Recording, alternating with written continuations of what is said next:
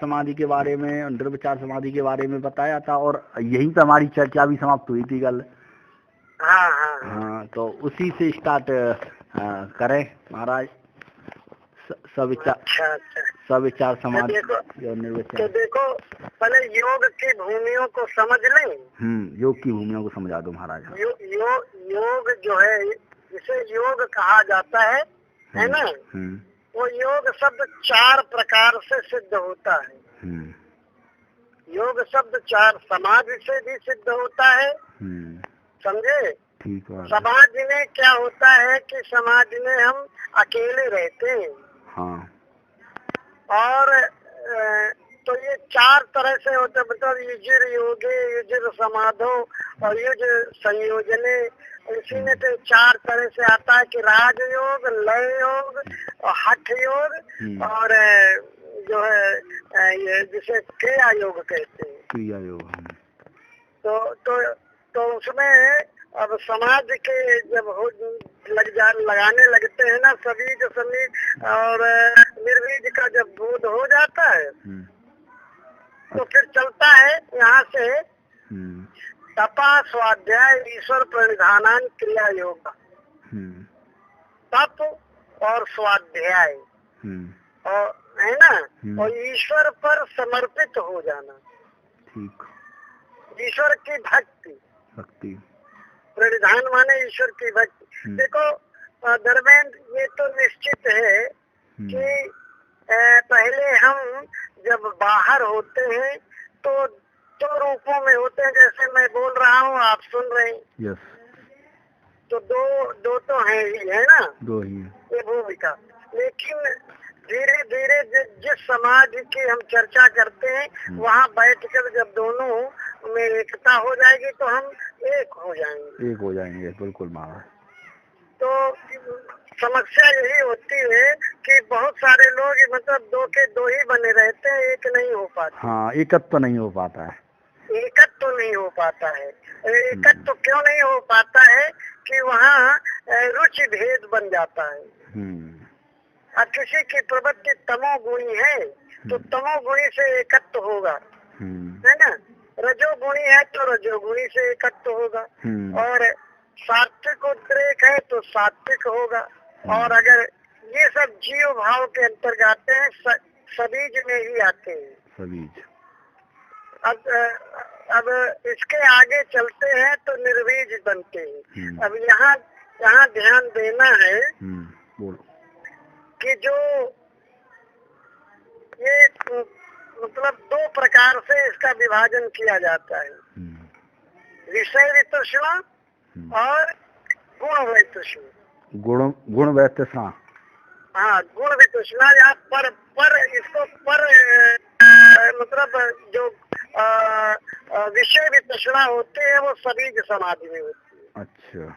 विषयों का जो इसमें स्थितियाँ होती है, यतमान, व्यतिरेक, केंद्रीय और वशीकार संज्ञा आती है। ये सब सबकी होता है। ये वैराग्य में ऐसा वैराग्य होता है। और जो गुण वैतृष्ण गुण वैराग्य होता है, ये पर वैराग्य। अच्छा, गुण वैराग्य। गुण वहाँ गुणों से भी वितृष्णा हो जाते हैं पर वैराग्य में।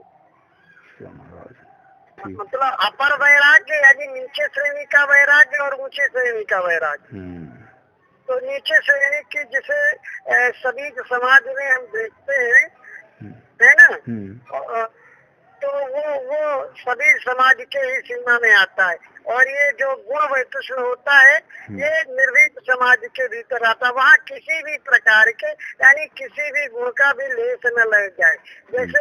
जैसे आपने किसी पात्र में घी रखा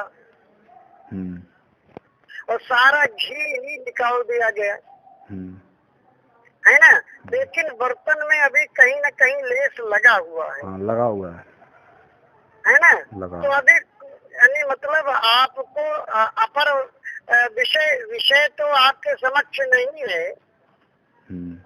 है ना, लेकिन अभी आप में जो है भोग की प्रवृत्ति बाकी रहेगी। तृष्णा है उनकी प्रति लगाव। अभी तृष्णा है, भोग नहीं है लेकिन तो तृष्णा है। अपर वैराग्य नहीं हुआ।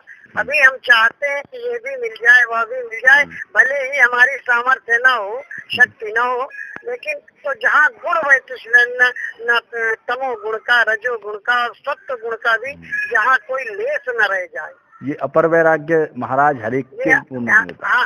हाँ, ये अपर वैराग्य है। और यही पर पहुँच कर जो निर्वीज समाज, जहाँ कोई बीज न रह जाए, यही निर्वीज समाज में यही वैराग्य ही।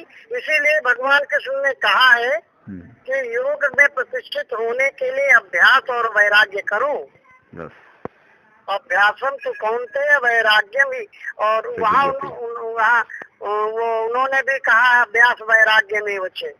तो अब इन दोनों का देखो वैराग्य का अभ्यास करना पड़ेगा। वैराग्य का अभ्यास, हाँ, कि हम बोलते हुए भी न बोले, हम देखते हुए भी न देखें, है ना।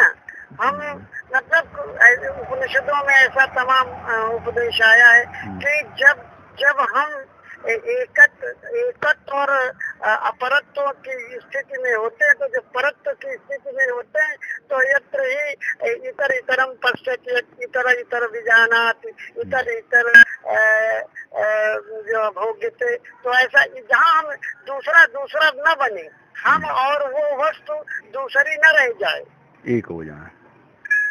तो जहाँ एकत्व होगा वहाँ जहाँ एकत्व हो जाएगा, वहाँ पिता पिता, माता माता, देवता देवता, मतलब गुण अगुण सब वही, उसी को कहते हैं अपहत पाप मत, तो कह लीजिए, यानी संगत्व।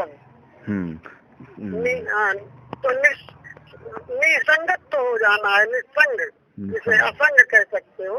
तो ये निर्वीज समाज यानी असंग हो जाता है। वहाँ मतलब अपने को आत्मा या परमात्मा रूप में समझने लगता है, मतलब स्पृहा रहित हो जाता है, इच्छा रहित। हाँ, कोई मतलब ही हो जाता है। समस्त इच्छाएं वहाँ समस्त इच्छाएं तृप्त हो जाती, परितृप्त हो जाता है। महाराज जी, फिर इसके बाद मतलब जो है फिर आगे चलें, तो आगे वैराग्य के बाद फिर ध्यान आता है कि अब देखो, ये तो ध्यान में ही समाधि जो होती है वो ध्यान के बाद आती है। अच्छा, तो फिर ध्यान किसका करें और फिर कैसे करें? ध्यान की विषय में भी बड़ी भ्रम है कई। ये तो देखो उसमें जो अष्टांग योग बताया गया है, यम नियम आसन प्राणायाम प्रत्याहार धारणा ध्यान समाधि, ये धारणा ध्यान समाधि इन तीनों का एकत्व होता है। ये मतलब एक ही जगह पर हो जाती है, इनमें फिर भेद नहीं रह जाता है। वो धारणा जो है ध्यान बन जाता है और ध्यान ही समाधि बन जाता है। हाँ, एक के बाद एक।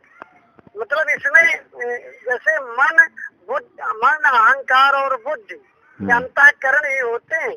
हाँ, मतलब वही अंतःकरण मन बन जाता है। हाँ, वही अहंकार बन जाता है और वही ब्रह्मा बन जाता है, वही विष्णु बन जाता है, वही शिव बन जाता है। तो कहीं दूसरा नहीं होता है, एक ही प्रणवाक्षर के मध्य ये तीनों एका। हाँ, ये तीनों एक ही हैं और यही परम ब्रह्म है।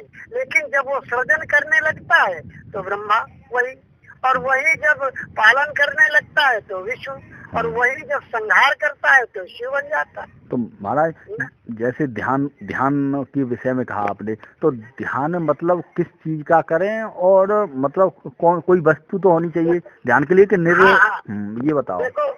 देखो पहले जब प्रत्याहार यानी जब आप किसी आसन पर यम नियम करने के बाद, यम कहते हैं बाहरी 5 वस्तुओं की रोक, और नियम कहते हैं भीतरी 5, शौच, संतोष, स्वाध्याय, ईश्वर प्रणिधान, है ना। और यह ब्रह्मचर्य इत्यादि जो है आस्ते ब्रह्मचर्य, इंद्रिय निग्रह इत्यादि ये करके, जो 10 चीजें करके हम किसी आसन पर बैठ जाते हैं। आसन का मतलब होता है कि सुखासनम, मतलब जिस आसन में, जिस स्थिति में हम देर तक बैठ सके, मेरुदंड को सीधा करते हुए, है ना। तब जो है फिर इसके बाद आसन के बाद प्राणायाम आता है। ठीक। यानी हम बाएं नासिका छिद्र से ईड़ा के द्वारा जो है हम अपने प्राण वायु को बाहर ले जाते हैं और कुछ देर तक रोकते हैं बाहर, और फिर धीरे धीरे जो है उस स्वच्छ नई नवल प्राणवायु को अपने भीतर ग्रहण करते हैं और फिर उसका कुंभक करते हैं, अपने भीतर रोके रहते हैं। इस तरह से करने से हमारी जो मन की जो गति है वो थोड़ा मंद पड़ जाती है। और इससे क्या होता है कि हमारे जो जल्दी जल्दी प्राण बाहर भीतर जाते हैं उनकी प्रक्रिया में भी थोड़ा रोक आती है, निरुद्ध होता है। मान लिया 1 मिनट आपने रोका तो 3 बार प्राण का प्राणापान बंद हुआ है ना। 3 बार 1 मिनट भाई 15 सेकंड में एक आती है, बिल्कुल। और अगर आपने 1 मिनट कर लिया तो मतलब 3 हो गया, 3 और बच गई, 3 बच गई। हाँ, तो ऐसे ही अभ्यास करते करते तो जब 3 बच गई तो आपके भीतर की जो शक्ति है वो और अधिक शक्ति, जैसे मान लिया कि मतलब मिट्टी की तेल की जगह पर डीजल डाल दिया जाए, है ना, तो या कह लीजिए कि घी खा लिया जाए तो शक्ति ज्यादा हो जाती, बिल्कुल, है ना। तो ऐसे ही हमारे भीतर शक्ति ऊर्जा बढ़ जाती है। तो अब ये हो गया प्राणायाम, हो गया। अब प्राणायाम के बाद आपकी अपनी वृत्ति को, जो आपकी वृत्ति माने भाव है, वृत्ति माने भाव को जो है आपको, जैसे आपके भीतर अनेक तरंगे उठ रही हैं भावों की, है ना, तो उन तरंगों का प्रत्याहरण करना है। यानी जो मन हमारा बाहर दौड़ रहा है तो उसको धीरे धीरे अपने भीतर खींचना है। मन को अपने भीतर, तो किसमें लगाओगे? धारणा करोगे किसी वस्तु की। ये धारणा 4 प्रकार की होती है मुख्य रूप से, यानी धार्मिक धारणा करें, आर्थिक धारणा करें, कामुक धारणा करें अथवा मोक्ष की धारणा करें, है ना। तो मतलब सहसा मोक्ष की धारणा नहीं होती, क्योंकि हम अनंत काल के भोगों का सुख लिए होते हैं। हाँ। तो पहले हमारी प्रवृत्ति भोगों पर जाती है, तो हम अपने मन को किसी एक, हमारे घर में मतलब चारों तरफ आग लगी हुई है और बहुत प्रचंडता से मतलब मेरा घर जल रहा है, मैं उसी में बैठा हूँ और मैं भी जलने लगा हूँ। अब मेरे शरीर को अग्नि अपनी ऊष्मा से बहुत प्रतिध्वनित कर रही है, अथवा मतलब कई भी कोई भी धारणा कर सकते हो कि राजा दशरथ, अयोध्या में एक हुए राजा दशरथ के पहले 3 रानियां थी, उनके कोई संतान नहीं थी, उन्होंने यज्ञ किया, उनके संतान राम कथा का, कृष्ण कथा का, मतलब किसी चीज की आप जो है आप धारणा बनाए, विचार। हाँ, कोई भी विचार, कोई भी हम मतलब जैसा आपका इष्ट हो वैसा, है ना। ठीक। तो जब ये धारणा बनाएंगे तो इसी में मन आके लग जाएगा। अब मान लिया तुमको भरत जी राम की खड़ाऊ लेकर लौट रहे हैं, आप उसी तरह आप सिर पर रखकर भाव विह्वल हो जाइए। देखिए कैसे, मतलब अब देखो चैतन्य महाप्रभु नाच रहे हैं, अथवा कृष्ण जो है रास लीला कर रहे हैं। कोई भी जो भी भाव आप बनाना चाहें, जो अच्छा लगे, प्रिय होए, जो आपको प्रिय लगे, जिसमें आपको सबसे ज्यादा मन जिसमें आपका रुक सकता है वो धारणा बनाए, है ना। अब वो सब उसी धारणा को ध्यान में परिवर्तित करें। अब बहुत सारे चित्र नहीं, तो अब कृष्ण ने राधा को अपने कंधे पर बिठा लिया। अब इसी चित्र को आप देख रहे हैं, आप यही टिके हुए है ना। और फिर पहले तो ये जो है मतलब चित्र रूप में आपको किसी रूप में दिखेगा, है ना। फिर इसको ब्रह्म दृष्टि तो साथ करेंगे, यानी फिर उसमें ब्रह्म दृष्टि रखेंगे और यानी व्यापक बनाएंगे, व्यापक बहुत इतनी बड़ी व्यापक बनाए कि वहाँ राधा कृष्ण का चित्र न रहकर एक निर्मल पट हो जाए, अच्छा, मतलब उस समय कोई चिन्ह अंकित न हो, तो शुद्ध रह जाए, उनका भाव रह जाए, बस मात्र भाव रह जाए का, और है नहीं, बस इस स्टेज पर बैठना ही जो है निर्वीज समाधि है। हाँ, उसका मतलब अर्थ रूप भाव कहा है उसमें गीत सूत्र में। बिल्कुल, मतलब वहाँ जो है कोई चित्र न रह जाए, बस जैसे समझ लीजिए कि बस आप विह्वल हो गए, जैसे कि वो सुतीक्षण राम को आगे लेकर जा रहा है, व्यापक हो जाए, व्यापक हो जाए, बस अपने अंदर बाहर सबसे पूर्ण। हाँ, आत्मे तूत गच्छन्ति ग्राहयन्ति च, यहाँ अपने जीव को परमात्मा के रूप में प्रतिष्ठित करना है और वही ग्रहण करना, तभी ग्रहण हो पाएगा। ऐसा करना पड़ेगा। उद्धव जी जब वहाँ पे गए हैं गोपियों के पास में, तो वो ज्ञानी थे, तो उन्होंने कहा भी है वहाँ पे, भगवान श्री कृष्ण जब लौट के आए तो उन्होंने कहा है भगवान वो गोपियाँ तो उस भाव में स्थित हैं कि जिस भाव में अच्छे योगी नहीं है। हाँ, तो वही तो कहते हैं, वो भाव वही भाव तो है कि वहाँ भाई जो उद्धव ने कृष्ण का संदेश दिया, उद्धव जी ने जो कृष्ण का संकेत बताया, उसी भाव में गोपियाँ स्थित हो गई। मतलब इसमें एक क्षण भी नहीं लगा। हाँ, इतनी ध्यान में मतलब क्योंकि अभ्यास उनका भक्ति का अभ्यास तो पहले से ही था, तो वो एकदम से जाके उसी में प्रतिष्ठित हो गए। तो महाराज जब ध्यान करेंगे तो वहाँ पे चित्तवृत्तियों का निरोध हो जाएगा। अरे ये तो पहले ही छूट जाए, प्रत्याहार करने में ही वृत्तियाँ आपकी धीरे धीरे छूटने लगेंगी।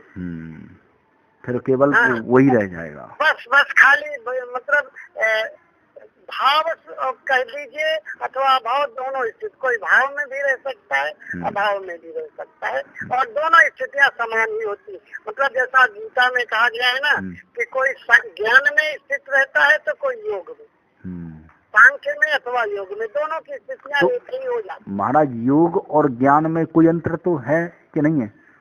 नहीं, वहाँ जब उच्च भूमि पर पहुँचे, मार्ग है ये दोनों अलग अलग मार्ग। योग एक मार्ग है, एक सांख्य मार्ग है, सांख्य माने ज्ञान, और एक योग, दो मार्ग है, और जो इनमें एकता देख लेता है वो तो इनमें अंतर नहीं मानता है। एकत्व अनुपस्थित, जो सांख्य और योग में एकता देख लेता है उसे कोई अंतर। और जहाँ कोई अरे ये सांख्य, कोई अद्वैतवादी कहेगा ये अद्वैतवादी है, ये द्वैतवादी है, तो यहाँ भटकाव ही रहता है, यहाँ समाज नहीं लग पाती है के लोग। अब द्वैत और अद्वैत से लेना क्या, जब भगवान की तरफ जा रहे हैं समाज, तो द्वैत और अद्वैत तो इसमें फंसो मत। हाँ, ये अच्छा है। इनमें फंसना ही नहीं, इनमें फंसे रहोगे तो एक के समर्थन से दूसरे का, अरे भाई चाहे जगत कहो या चाहे परमात्मा कहो, दोनों। अब शरीर में धर्मेंद्र, शरीर का भी नाम है, धर्मेंद्र आत्मा का भी नाम है यहाँ। बिल्कुल। भाई कोई दूर देश से आपको फोन का, जैसे इस फोन में आ रहा, मैं धर्मेंद्र कह रहा हूँ, तो आपके आत्म स्वरूप को कह रहा हूँ, है ना, और वही जो आपको देख रहा है वो कह रहा है वो देखो धर्मेंद्र बैठा है। बिल्कुल। तो फिर आपके शरीर को देख रहा है। तो मतलब कहने का यहाँ भेद तो है नहीं, और यही भेद तो मिटाना है। देह और शरीर, मतलब धर्म और धर्मी का, देह और देही का ही तो भेद मिटाना है। तो महाराज जब उस स्टेज पर हम उस भाव में स्थित हो गए, तो फिर वो भाव जो है निर्विचार समाधि का भाव होगा कि सविचार समाधि का भाव होगा? नहीं, वहाँ तो जब आप अंतिम स्टेज पर पहुँचे, जहाँ नाम रूप मिट जाएगा, वहाँ तो निर्विचार ही होगा, या कह लीजिए कि निर्वीज। मतलब नाम रूप ही तो बीज है। हाँ, पहले तो हमने विचार सहित समाधि की शुरुआत की थी। हाँ, करना ही पड़ता है, करना ही पड़ेगा। फिर विचार, फिर निर्विचार तक पहुँचे, क्योंकि पहले तो विचार में ही, पहले तो कोई रूप बनाना पड़ेगा। और पहले तो आलम्बन रखना पड़ेगा। हाँ, आलम्बन पहले तो रखना, एकदम से निरालंब थोड़ी हो जाओगे। हाँ, निरालंब होने के लिए तो पहले कोई आलम्ब लेकर चढ़ोगे, तब तो निरालंब हो जाए। बिल्कुल प्रभु, बिल्कुल। तो महाराज बिल्कुल अच्छा, बहुत अच्छा रहा। मतलब जो कुल मिला के उस परमात्मा में स्थित होना ही स्थित प्रज्ञ है। उस जब उस स्थिति में भगवान अर्जुन से कहते तो हैं कि उस स्थिति में जब अभिघात यदा कामान सर्वान पार्थ मनोगतान आत्मन्यवात्मना स्थित प्रज्ञा से तुष्ट हो जाओ, अपने नहीं तुष्ट हो जाओ, आपको किसी चीज की आवश्यकता ही न रहेगा, मजा अपने नहीं आनंद लो। फिर वो आनंद भी आने लग जाएगा जब उस भाव में स्थित हो। बस वही। हाँ महाराज, जो कहते ना, जो सुख लब सत्संग, वो लब सत्संग यही है महाराज के वो एक क्षण ही अनंत क्षण हो जाता है। हाँ, लब सुख सत्संग जो रही एक तुलाई के अंग, वो कहा है सही। ठीक है घर में। हाँ बिल्कुल। ठीक, अच्छा ठीक। देखो कभी